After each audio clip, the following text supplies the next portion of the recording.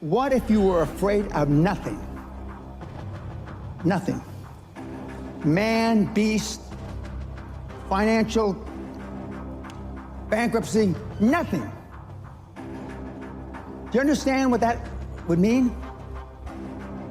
How would your life have changed?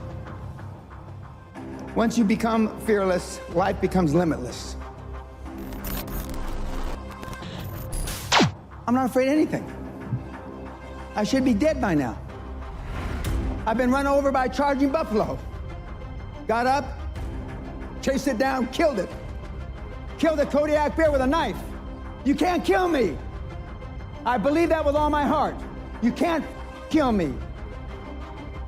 And of course, the people that I've talked about, Andrew Carnegie, Henry Ford, Rockefeller, Steve Jobs, they're all tough. Snowflakes melt under pressure. In 1986, the average man's handshake pressure was 118 pounds. 2016, 96 pounds. Testosterone levels in sperm counts tested 50 years ago, and today they're producing 60 to 70% the amount of testosterone levels in sperm counts as they did. We're dying out. They're deathly afraid of everything. Everybody's scared to death of what might happen, and so they want to come across as your friend. It's like my snowflake test. You know, first question, paraphrasing it, what would you do if somebody spit in your wife's face? And the answers range from, well, I try to ascertain what kind of day he was having. And if he had a bad day, I try to be understanding. I'd be in prison for murder. I would beat the guy to death. Is that what we need today? Everybody? No, I'm not saying that's me, though. Okay. But I am advocating that the guys act like they had a pair. There's never an easy time to make a hard decision. Never. But what you have to be able to do is pull the trigger, take action. And reading books and listening to podcasts is not taking action. It's just another form of procrastination. The main differentiation between the high-performance people is they believe in the extraordinary. Remember yesterday I said you're never going to exceed your highest and wildest expectation. For those of you that want to be a millionaire, you're never going to make 10 million. For those of you that want to be 10 million, you're never going to make 100 million. For those of you that want to make 100 million, you're never going to be a billionaire. Because psychologically, see, your subconscious doesn't know you're full of. Your subconscious starts to slow down. When you get, let's use the 100 million number, at 75, 79, 82, 89, 91, and then you're asleep at 96 million. And you may stumble over the goal at 100 million by accident. I have 3 regrets in life. 1, I'm a combat-trained Army officer who never saw combat. 2, the night before my mother died, I told her, God damn it, you're not gonna die, quit f***ing around. She's dead in the morning. And the 3rd, I didn't set my goals high enough.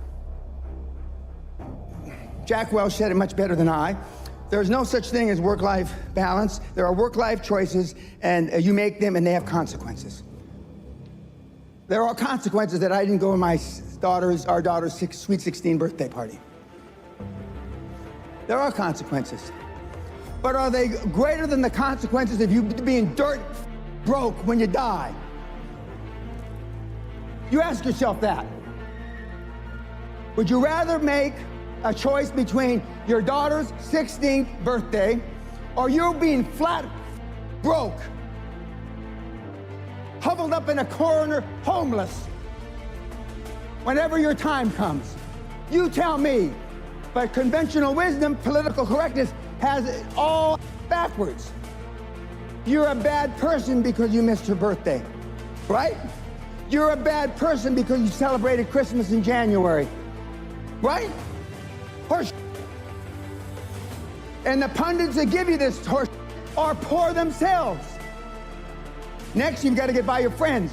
Show me your friends and I'll show you your future, right? You're hanging out the pub, belching and farting.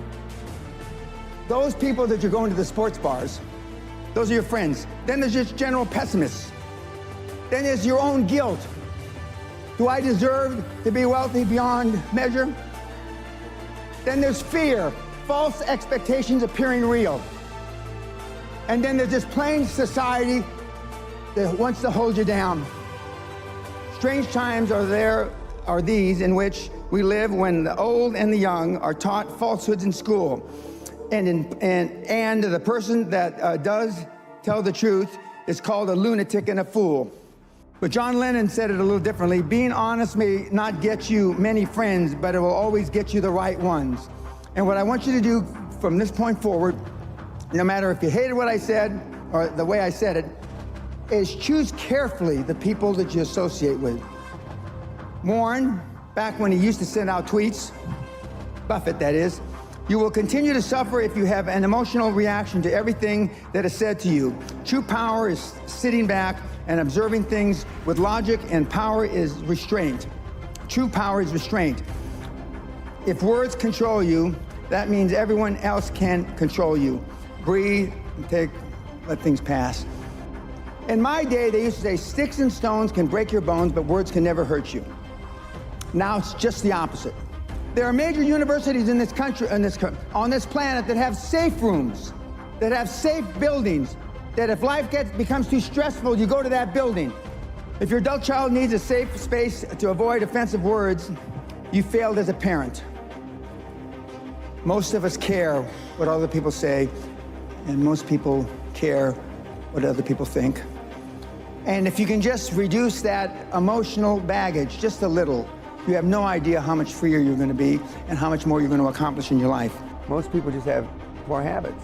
And, I've had these same habits for about 50 years now. When I do feel wimpish, I just say, what's wrong with you? Come on. And I just go out and do it. And I know that if I hadn't built up these habits 20, 30 years ago, at age 70, I certainly wouldn't be doing this. I mean, good habits are hard to come by. But what's even harder to come by are people that have good habits that you can be around. Machiavelli said, a ruler is judged by who he surrounds himself with. If I were to decide what kind of person you were by the people that you are closest to, what would I think of you? How would I judge you? So people don't spend enough time selecting that peer group, even Correct. if they have the good habits. You're Correct. saying that's not enough. Yeah, because they go to Okay. default. Okay. What are some of your other good habits, high performance? I never give tacit approval, but I go out of my way to make sure that if I hear bull, I tell them it's bull. Keeps you with the right people. It Correct. gets your message out loud and clear. Correct. All right, no tacit approval, good. Give me a couple more. Sam Walton's sundown rule. That means that before he left the office every day, everything on his desk, every message that came in, he answered. So I clear my desk every day. All right, so over-communicate, and other people should too. The thing that most of you lack in is time management. The reporting system I use is the reporting system I use as a young officer with NATO. And it's basically, what are you going to do? What are your goals for the day? What did you accomplish yesterday? And challenges. And then the following week, you didn't, when you say what you accomplished, if what you accomplished doesn't relate back to the goals you had set for the week, then there's a disconnect.